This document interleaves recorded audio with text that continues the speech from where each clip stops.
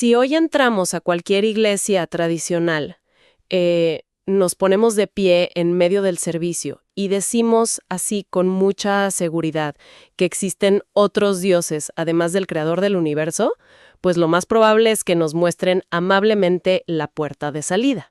Sí, te invitan a retirarte de inmediato. Exacto, o sea, la idea suena a herejía absoluta. Pero si viajáramos 2000 años al pasado y nos sentáramos con los autores de los textos bíblicos a leer sus manuscritos originales, descubriríamos algo que es, bastante desconcertante. Completamente desconcertante para la mentalidad moderna. Así es. Resulta que ellos mismos usaban la palabra Dios de manera súper rutinaria para referirse a ángeles, a reyes humanos e incluso a figuras como Satanás. Y bueno, bienvenidos a nuestro análisis a fondo de hoy. Nuestra misión aquí es explorar una serie de documentos históricos y teológicos que desmenuzan un concepto gigantesco, el famoso monoteísmo bíblico. Que es un tema fascinante, la verdad. Totalmente. Vamos a revisar textos del primer siglo, los escritos de Qumran, filósofos como Filón de Alejandría, todo esto para tratar de entender ¿qué pasaba realmente por la cabeza de la gente en la antigüedad cuando hablaban de un solo Dios? Porque, spoiler, no es lo que pensamos hoy. Para nada. Y creo que el reto principal al que nos enfrentamos con este material es que requiere un ejercicio casi terapéutico de desaprender. ¿Desaprender? Sí, o sea, la mente moderna asume de inmediato que el monoteísmo es una cuestión puramente numérica. Y, bueno, de esencia. Claro, pensamos en un universo vacío donde solo hay un único ser, en el plano divino y se acabó. Exactamente. Pero el análisis histórico nos demuestra que el desafío en el mundo antiguo no era, sentarse a contar cuántos seres celestiales existían en el cielo. Ajá. Sino entender las jerarquías de poder, la providencia y, sobre todo, la supremacía absoluta. Muy bien, vamos a desempacar esto, porque para empezar a armar este rompecabezas tenemos que hablar de por qué nuestro diccionario moderno es un problema enorme. El diccionario nos traiciona. Sí, nos traiciona. Hoy en día la definición estrecha de monoteísmo se basa en la ontología, o sea, en la sustancia o la esencia de las cosas. Ajá, el de qué está hecho algo. Exacto. Y esta idea plantea que Dios es una sola esencia metafísica, una que, según doctrinas muy posteriores como la Trinidad clásica, se comparte entre tres personas coiguales. Que es la definición estándar hoy, ¿no? Así es. Pero la investigación que estamos revisando argumenta que aplicar esa definición estricta a los textos antiguos, autores del primer siglo, es un error categórico. Totalmente anacrónico, sí. Lo que los antiguos hebreos y los cristianos de esa época practicaban era algo que los académicos llaman monoteísmo monárquico. Monoteísmo monárquico. Y el término monárquico, fíjate, es fundamental aquí para entender toda su visión del mundo. No estamos hablando de un rey humano con una corona de oro y un castillo. Claro, no es un cuento medieval. No, para nada. El mundo antiguo estaba estructurado en torno a cortes reales y jerarquías de autoridad que estaban muy, muy marcadas. O sea, un sistema de rangos. Exacto. Y cuando aplicaban esto al ámbito divino, pues el monoteísmo monárquico no planteaba que el universo espiritual estuviera desierto.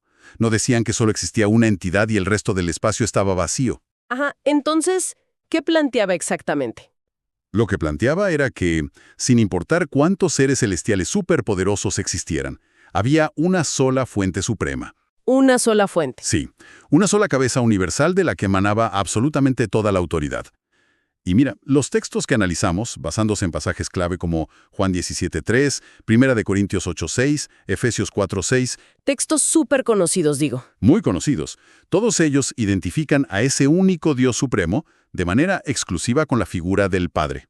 ¡Wow! A ver, para que quienes nos escuchan puedan visualizar esto mejor, imaginemos una estructura corporativa. Me gusta esa analogía, a ver. Es que mira, la definición moderna de monoteísmo piensa que la empresa tiene un solo empleado. Un individuo que hace absolutamente todo. El que hace la contabilidad, abre la puerta, contesta los correos. Exacto. O tal vez digamos 3 personas que de alguna manera misteriosa son exactamente el mismo empleado fundidos en uno solo. Ajá. Pero la definición bíblica antigua, monoteísmo monárquico, piensa más bien en una corporación transnacional inmensa. Claro, con departamentos y todo. Sí, hay miles de empleados, hay gerentes regionales, hay directores de departamento. Es una estructura organizativa enorme. Sí, sí. Pero, y aquí está la clave, hay un solo fundador y CEO absoluto que es el dueño indiscutible de todo el conglomerado. Me parece brillante porque ilustra muy bien el punto. Él es la fuente del capital, es la fuente de la empresa entera.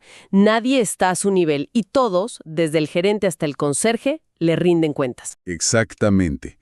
Y si llevamos esa misma analogía corporativa al texto bíblico, por ejemplo, Primera de Corintios 8:6, el apóstol Pablo dice literalmente: para nosotros solo hay un Dios, el Padre, de quien proceden todas las cosas. O sea, ahí está nombrando al CEO. Ahí se está estableciendo quién es ese CEO absoluto. Pablo no está negando que existan otros seres de poder en el universo. Claro. Lo que está haciendo es definir a Dios en su sentido más alto como la fuente no originada. Es el ser del cual todo fluye.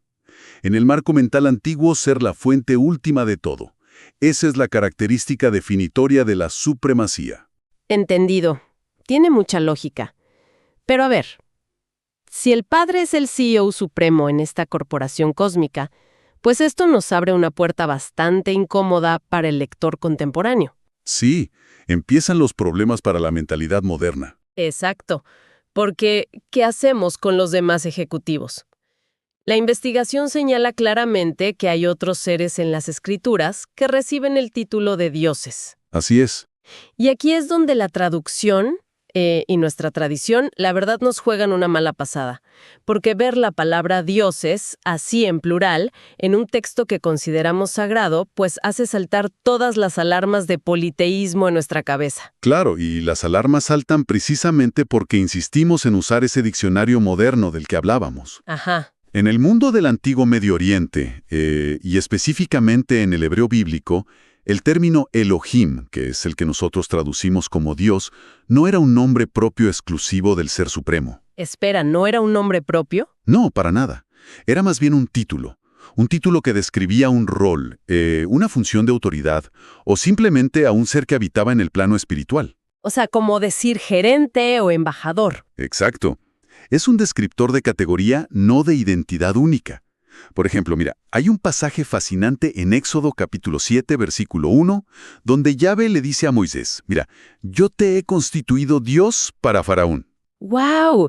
Ese caso de Moisés siempre me ha parecido súper revelador sobre cómo funcionaba la mente antigua. Es que es clave. Porque, nadie en su sano juicio pensaría que Moisés, un ser humano normal, de carne y hueso, se transformó ontológicamente en el creador del universo solo porque le dieron ese título. Claro, no se volvió omnipotente de repente. Exacto. Llamarlo Dios en ese contexto era como otorgarle un poder notarial absoluto. En el antiguo Medio Oriente, un emisario que llevaba la autoridad del rey, pues era tratado como si fuera el rey mismo. Así funcionaba la política de la época, ¿sí? Moisés actuaba en nombre de esa fuente suprema. Llevaba una agencia delegada, ¿verdad? La agencia delegada. Esa es exactamente la frase y el mecanismo que explica todo esto. No hay ninguna confusión de identidades ahí. Hay una transferencia temporal de autoridad funcional. Ajá. Otro caso muy claro, lo encontramos en el Salmo 82. Ah, el famoso Salmo de los Dioses. Ese mismo. Ahí a los jueces humanos, o miembros del Consejo Divino, se les llama dioses e hijos del Altísimo. Y Jesús lo cita, ¿no? Exacto. Jesús mismo cita este pasaje más adelante en los Evangelios para justificar el uso de un lenguaje divino elevado, demostrando que no implica blasfemia si entiendes el contexto. Claro. Y fíjate, yendo a un extremo un poco más oscuro, el apóstol Pablo, en 2 de Corintios 4:4, llama a Satanás el Dios de este siglo. Wow, sí, el Dios de este siglo. Y obviamente Pablo no se volvió politeísta de la noche a la mañana. Obviamente no. Ni creía que Satanás fuera el ser supremo. Le aplica ese título de Dios simplemente por su dominio usurpado, por la autoridad limitada que ejerce en esta era. Tiene muchísimo sentido, e incluso la investigación muestra ejemplos de traducción muy directos en la propia historia bíblica. Sí, hay varios. Por ejemplo, en el Salmo 8, el texto hebreo original dice que el ser humano fue hecho un poco menor que los Elohim. Ajá, los Elohim. Pero un par de siglos antes de Cristo, cuando los eruditos judíos tradujeron ese texto al griego en la Septuaginta. Que era la Biblia que usaban los primeros cristianos, básicamente. Exacto. Bueno, ahí, y luego cuando el autor de la carta a los Hebreos cita ese mismo salmo en el Nuevo Testamento, no traducen Elohim como Dios, con D mayúscula. ¿Y cómo lo traducen? Lo traducen directamente como ángeles. Ángeles, claro. Lo cual deja clarísimo que este lenguaje divino se aplicaba a la corte celestial subordinada, como si fuera algo de todos los días. Totalmente. Para ellos decir que había otros Elohim era tan normal como decir hoy que hay otros miembros en un gabinete de gobierno. No amenazaba en absoluto la supremacía del presidente, por seguir con la analogía. Pero, a ver, aquí tenemos un bache lógico que me gustaría que resolvamos. Dime. Si era tan normal hablar de otros dioses subordinados, de gerentes y ángeles con poder delegado, ¿qué hacemos con el profeta Isaías? Ah, claro. Isaías es la gran objeción. Es que hay una sección muy famosa en la Biblia donde Dios habla y pareciera negar categóricamente la existencia de cualquier otro ser en ese nivel. Sí, capítulos enteros sobre eso. Hay frases súper repetitivas como, yo soy Dios y no hay ningún otro, o fuera de mí no hay Dios. Ajá. A simple vista, eso destroza por completo nuestra idea de la corporación y nos regresa a la teoría del empleado único. Entiendo perfecto. Es de hecho una de las objeciones más comunes. Pero si conectamos esto con el panorama general y analizamos el contexto de esos capítulos de Isaías, específicamente del 40 al 48, Ajá, ¿qué pasaba en ese momento? vemos que no se trata de un tratado filosófico sobre la ontología del universo. Ese texto fue escrito en el contexto del exilio babilónico. Estaban cautivos en Babilonia. Exactamente. Es una polémica encarnizada, una guerra retórica contra los ídolos de las naciones enemigas. Ah, ya. Cuando Yahvé dice, fuera de mí no hay Dios, no está mirando al cielo y diciendo, uy, los ángeles no existen, mi consejo divino es una ilusión. Claro, no está hablando de los seres espirituales que le sirven. No, está mirando a las estatuas de madera y oro de Babilonia y les está diciendo, a ver, ninguno de estos ídolos es un rival para mí. Ninguno puede predecir el futuro, ni puede salvar a su pueblo como yo. Entiendo. Es una declaración de incomparabilidad, no una negación matemática de la existencia de otros seres celestiales. Exactamente eso. Es como cuando un atleta de élite compite en las Olimpiadas. Destroza el récord mundial, gana la medalla de oro y grita a las cámaras, soy el único, no hay nadie más. Esa comparación captura perfectamente el espíritu del texto, ¿sí? Porque quien esté viendo la televisión entiende perfectamente el punto. El atleta no está afirmando que los otros 7 competidores en la pista se desintegraron espontáneamente. O que de repente es el último ser humano en el planeta, ¿no? Exacto. Y está diciendo que nadie está a su nivel, que en esa categoría específica de dominio absoluto, pues simplemente no tiene rival. Totalmente. De hecho, el análisis lingüístico que revisamos muestra que esta forma de hablar era un modismo. Un modismo, una frase hecha. Sí, una frase hecha en el antiguo Medio Oriente para expresar exclusividad y supremacía política o militar. Y mira, hay un par de ejemplos históricos fascinantes dentro del mismo Antiguo Testamento que prueban esto sin lugar a dudas. A ver, cuéntame uno. En el libro de Sofonías, por ejemplo, se describe a la arrogante capital asiria, Nínive, y dice que Nínive piensa en su corazón, yo y no más. Wow, yo y no más. Y es evidente que Nínive no creía ser la única ciudad en el mapa terráqueo. Exacto, sabían que existían otras ciudades. Y el ejemplo definitivo está en el propio libro de Isaías, en el capítulo 47, justo en medio de los pasajes que mencionaste antes. Ajá. Allí, el profeta describe al imperio de Babilonia, personificado como una reina que se sienta en su trono, y dice exactamente la misma frase, yo soy, y fuera de mí no hay más. Increíble. Y Babilonia no estaba sufriendo un episodio de amnesia geográfica, pensando que Egipto o Persia habían desaparecido del planeta. Claro que no. Estaba usando la fórmula estándar de preeminencia. Estaba diciendo, soy la superpotencia incomparable. Entiendo.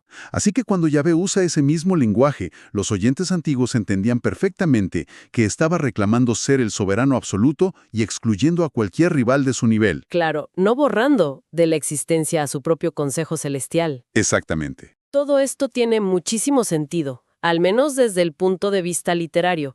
Pero espera, te detengo ahí un momento, porque me surge una duda genuina. A ver, dime. ¿cómo sabemos que toda esta idea del monoteísmo monárquico no es simplemente una interpretación creativa de académicos modernos tratando de resolver contradicciones en el texto? Es una pregunta súper válida. Digo, realmente un judío del primer siglo, alguien que caminaba por las calles de Jerusalén, pensaba en términos de gerentes celestiales y agencias delegadas sin sentir que estaba rompiendo el primer mandamiento. Para responder a eso de forma contundente, la investigación no se queda solo en la Biblia. Revisa los documentos parabíblicos de la época. Documentos históricos. Sí, esto es crucial para no cometer anacronismos. Empecemos con Qumran. Esta era la comunidad que produjo los famosos rollos del Mar Muerto. Ajá, los del desierto. Eran judíos extremadamente conservadores y separatistas. Se alejaron de Jerusalén porque creían que el sacerdocio oficial se había corrompido por completo. O sea, eran los más estrictos de los estrictos. Exacto. No había nadie más estricto que ellos respecto a la pureza de su fe. Sin embargo, en sus textos, como un documento clasificado como 4Q403. Nombres de catálogo, siempre tan poéticos. Sí, muy poéticos, ¿no? Bueno, en ese documento hablan con total naturalidad de dioses del conocimiento. ¿Dioses del conocimiento? Sí, y se están refiriendo a los ángeles de alto rango. ¡Wow! Y también está el caso del rollo de Melquisedec en esa misma comunidad, ¿verdad? Recuerdo haber leído sobre eso. Así es. En ese documento, el 11Q13, toman a la figura histórica de Melquisedec y la elevan a una posición celestial. Ajá. Y le aplican directamente el término Elohim a él. Lo describen como un juez divino que ejecuta la venganza de Dios al final de los tiempos. O sea, a un ser que originalmente era humano. Exacto. Para estos judíos estrictos, tener a un mediador exaltado con el título de Elohim no era una amenaza al monoteísmo, era simplemente la jerarquía divina operando como debía. Lo cual nos lleva, fíjate, a otro personaje histórico clave en este análisis, Filón de Alejandría. Filón es importantísimo. Sus escritos son una ventana fascinante a la época. Él habla del logos, de la palabra divina, y llega al punto de llamarlo un segundo Dios. Un segundo Dios, sí, una frase fuerte. Fuertísima. Lo describe como una especie de virrey del Dios supremo.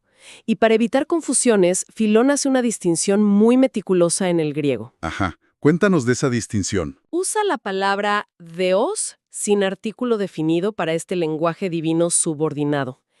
Y reserva la expresión Hotheos, o sea, con el artículo, él, exclusivamente para la fuente suprema, el Dios absoluto. Y la contribución de Filón aquí es vital porque nos muestra los límites de lo que era aceptable pensar en ese momento. Claro. Filón era judío, iba a la sinagoga, y se consideraba un monoteísta impecable. Ajá. Al exaltar a un mediador celestial como un segundo Dios, nos demuestra que ese mediador no era visto como un ser independiente, ni como un rival cósmico.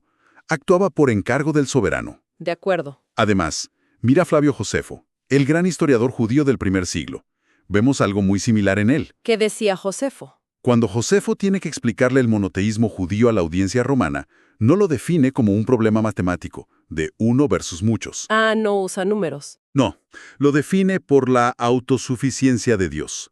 Para Josefo, el Dios supremo es el principio, medio y fin. La única entidad que no necesita de absolutamente nadie más. Claro. Mientras que todos los demás seres derivan su existencia y autoridad de él. Pero, a ver, permíteme ser abogado del diablo, un momento aquí. Adelante. Filón vivía en Alejandría, que era básicamente la capital intelectual del mundo helenístico. Sí, la cuna del conocimiento griego. Estaba profundamente influenciado por el pensamiento griego, por las ideas de Platón. No corremos el riesgo de estar leyendo la opinión de un filósofo griego disfrazado de judío en lugar de la verdadera teología judía del primer siglo. Es una precaución importante y muy válida. Pero la investigación aborda este punto aclarando que el objetivo no es usar a Filón como un profeta que nos dicte la doctrina cristiana o judía estándar. Ok, no es el estándar. No. Filón tenía peculiaridades filosóficas sin duda. Pero su valor histórico radica en que demuestra que ese espacio conceptual existía en el primer siglo. Ah, el espacio conceptual. O sea que la idea cabía en su mundo. Exactamente. Nos prueba que, en la época en la que se escribía el Nuevo Testamento, el lenguaje permitía hablar de un agente o mediador celestial supremo, usando terminología divina elevadísima, sin que la sociedad judía lo considerara politeísmo. Entiendo. No se trata de calcar la teología de Filón, sino de entender que las palabras que usaban tenían mucha más flexibilidad jerárquica de la que admiten nuestros diccionarios actuales. Tal cual. Bueno, siguiendo esa línea, si ese espacio conceptual estaba ahí, y era tan normal usar el lenguaje divino para ángeles, para jueces, para Moisés o para el Logos de Filón, esto nos lleva a la pregunta central que seguramente la audiencia se está haciendo en este momento. La pregunta del millón. Sí. ¿Dónde encaja la figura de Jesús en todo este marco? Pasamos de la historia antigua a la cristología pura y dura. Exacto, porque si a los ángeles se les llama Elohim, la pregunta es, ¿el Hijo de Dios es simplemente un ángel más en la corporación que recibió un ascenso temporal? Y aquí es donde los textos trazan una diferencia abismal. La posición del Hijo no es simplemente la de un empleado con un cargo temporal. Ok. La investigación subraya que el Hijo es verdaderamente divino. Pero ojo, no solo por tener la etiqueta de Dios pegada en el nombre. Entonces, ¿por qué? Su divinidad y supremacía sobre el resto de la corte celestial radican en su filiación real. Su filiación, claro. En el mundo antiguo, un hijo verdadero comparte la naturaleza, o la especie, del Padre, de una manera que ningún mensajero o ángel creado podría jamás hacerlo. Porque un ángel es creado de la nada, digamos. Exacto. El Hijo no es una creación sacada de la nada. Y el texto que mejor ancla esta idea es el Evangelio de Juan, capítulo 5, versículo 26. A ver, ¿qué dice ahí? Dice que así como el Padre tiene vida en sí mismo, así también le ha dado al Hijo el tener vida en sí mismo. ¡Wow! Esa es una distinción masiva que, fíjate, a menudo se pasa por alto. Tener vida en sí mismo es, la definición misma de divinidad. Totalmente. Lo separa de cualquier criatura que dependa del entorno para existir. Pero al mismo tiempo, y esto es clave, el texto dice que esa vida le fue dada. Le fue dada. O sea, se reconoce una dependencia de origen. Precisamente. Y esto establece un patrón que no se rompe jamás en la Escritura. La dirección de la autoridad siempre, sin excepción, fluye en un solo sentido. De arriba hacia abajo. El Padre da, el Hijo recibe. El Padre envía, el Hijo es enviado. El Padre es la cabeza, el Hijo obedece. Sí, es muy consistente. El apóstol Pablo lo deja súper claro en 1 Corintios 15 cuando describe el final de los tiempos. Dice que una vez que el Hijo haya conquistado todo, Él mismo se sujetará al Padre, para que Dios sea todo en todos. O sea, nunca cambia. Nunca. No hay un solo versículo donde esta dinámica de autoridad se invierta. Y hay un detalle en el análisis que, honestamente, me pareció demoledor frente a las interpretaciones modernas. ¿Cuál detalle? Es que, mira, es relativamente fácil aceptar la sumisión de Jesús mientras caminaba por Galilea, ¿no? Sí, claro, siendo humano. Exacto. Estaba en su estado de humillación humana. Sentía hambre, cansancio, dolor. Es súper lógico que orara y se sometiera al Padre en ese momento. Tiene todo el sentido. Pero los documentos nos dirigen a textos posteriores a la resurrección. Ah, ahí cambia la cosa. Sí, en Juan 20, por ejemplo. Un Cristo ya resucitado le dice a María Magdalena, «Subo a mi Padre y a su Padre, a mi Dios y a su Dios». Mi Dios y su Dios. Exacto. E incluso más allá. En el libro de Apocalipsis, en el capítulo 3, versículo 12, Ese texto es clave. tenemos la visión de un Cristo glorificado, exaltado, victorioso, sentado en las alturas, y aún así, en ese solo versículo, llama al Padre mi Dios 4 veces. 4 veces, sí. Desde una perspectiva puramente lógica, esto rompe por completo el molde de la coigualdad absoluta, porque, por definición, el Dios supremo del universo no tiene a nadie por encima a quien llamar mi Dios. Es un análisis textual que de verdad no se puede esquivar. Si el Jesús glorificado, ya victorioso, sigue reconociendo al Padre como su Dios, entonces sigue existiendo una jerarquía donde el Padre es la fuente y la autoridad última. Definitivamente. Lo cual, inevitablemente, nos desemboca en el elefante en la habitación de todo este estudio. Aquí viene la parte intensa. Sí. ¿Qué significa todo esto para la doctrina moderna de la Trinidad? Es la gran interrogante para quienes nos escuchan. Porque durante siglos nos han enseñado que cualquier jerarquía dentro de la divinidad es un error grave, casi una herejía. Lo fascinante de esto es que, Lo que revela la historia teológica es que la doctrina clásica de la Trinidad, tal como se formuló en los concilios del siglo IV, intentaba resolver un problema que en realidad no existía en el primer siglo. O sea, crearon una solución para un problema inventado. El razonamiento de los concilios operaba bajo la presión gigante de la filosofía griega y dio una definición muy estrecha del monoteísmo. El diccionario moderno del que hablábamos. Exacto. Su lógica básica era, bueno, si nuestro diccionario dice que solo hay espacio para un ser metafísico llamado Dios, y resulta que el Nuevo Testamento le da el título de Dios al Padre y también al Hijo, Ajá, ¿qué hacemos? pues la única manera de no ser politeístas y de no tener dos dioses es fusionarlos en una sola esencia compartida. Claro, aplicaron la matemática de su época. Si el frasco de la divinidad solo tiene capacidad para uno, tienes que licuar a ambos personajes para que quepan adentro. Licuarlos, qué buena imagen. Y perdiendo en el proceso todas las distinciones clarísimas de autoridad que acabamos de repasar. Exactamente, pero si retrocedemos y adoptamos este monoteísmo monárquico que tenían los autores originales, esa presión matemática desaparece por completo. Ya no tienes que fusionar nada para proteger el monoteísmo. Exacto. Los textos encajan de forma superorgánica. Ajá. Tienes a un padre que es la única fuente suprema absoluta, el Dios no originado, El CEO. el CEO. Y tienes a un hijo que es verdaderamente divino, el agente supremo, el heredero de todas las cosas. Y comparte la naturaleza de la fuente. Sí, comparte la naturaleza, pero jamás compite por ser la fuente última. Wow.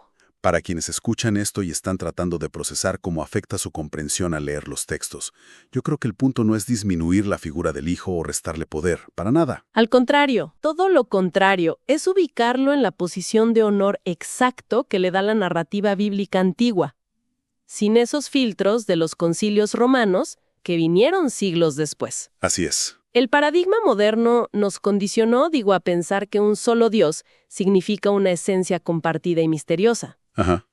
Pero el concepto bíblico, tal como lo entendía un judío del primer siglo, dice que un solo Dios significa el Padre, la única fuente absoluta de la que fluye la vida, la autoridad y el universo entero. Es un cambio de paradigma súper profundo. Y fíjate, creo que este análisis nos deja con una reflexión todavía más amplia sobre cómo manejamos la información histórica hoy en día. A ver, cuéntame. Hemos visto hoy cómo el concepto mismo de la palabra Dios mutó drásticamente en cuestión de un par de siglos. Sí, muchísimo. Se alejó de su contexto original de jerarquía en el Medio Oriente hasta convertirse en un rompecabezas metafísico griego enorme. Ajá.